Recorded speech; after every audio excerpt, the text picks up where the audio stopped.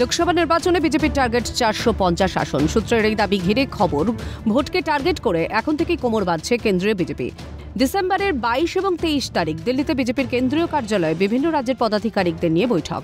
বাংলা থেকে প্রতিনিধিত্ব করবেন বিজেপি সভাপতি সুকান্ত মজুমদার এবং সংগঠন সম্পাদক অমিতাভ চক্রবর্তী।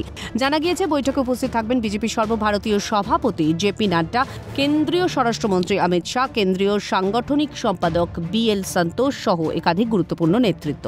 প্রতিদিন বিকেল 3টে থেকে চলবে এই বৈঠক। প্রস্তাবিত এই বৈঠক প্রসঙ্গে বিজেপির রাজ্য সভাপতি সুকান্ত মজুমদারের দাবি, এই বৈঠক দলের নিয়মিত সাংগঠনিক প্রক্রিয়া। ভোট আসে, ভোট যায়, কিন্তু এই বৈঠক চলতেই থাকে। সামনে যেহেতু লোকসভা ভোট, তাই সরকারিভাবে প্রস্তুতি শুক্রবার থেকেই শুরু। নরেন্দ্র মোদীকে তৃতীয়বার প্রধানমন্ত্রী করার লড়াই শুরু করল বিজেপি, দাবি সুকান্তর। একটি নিয়মিত সাংগঠনিক প্রক্রিয়া, নির্বাচন থাকে, নির্বাচন আসে, নির্বাচন যায়, কিন্তু ভারতীয় জনতা পার্টির যে সাংগঠনিক যে প্রক্রিয়া, সেই প্রক্রিয়া চলতেই থাকে।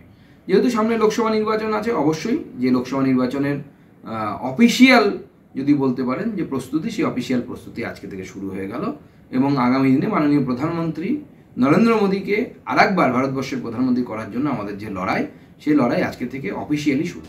ইতিমধ্যে বৃহস্পতিবার স্বরাষ্ট্রমন্ত্রীর সঙ্গে বৈঠক করেন সুকান্ত মজুমদার। তাঁকে সঙ্গত দেন অপর এক বিজেপি সাংসদ সৌমিত্র খা। বছর ঘুরলেই রাজ্যের নির্বাচনী প্রস্তুতি দেখতে আসছেন অমিত শাহ, জেপি নাড্ডা, এমনটাই সংবাদ মাধ্যমকে জানিয়েছিলেন সুকান্ত মজুমদার। ইন্দ্রাণী দাশগুপ্তের রিপোর্ট, ক্যালকাটা নিউজ।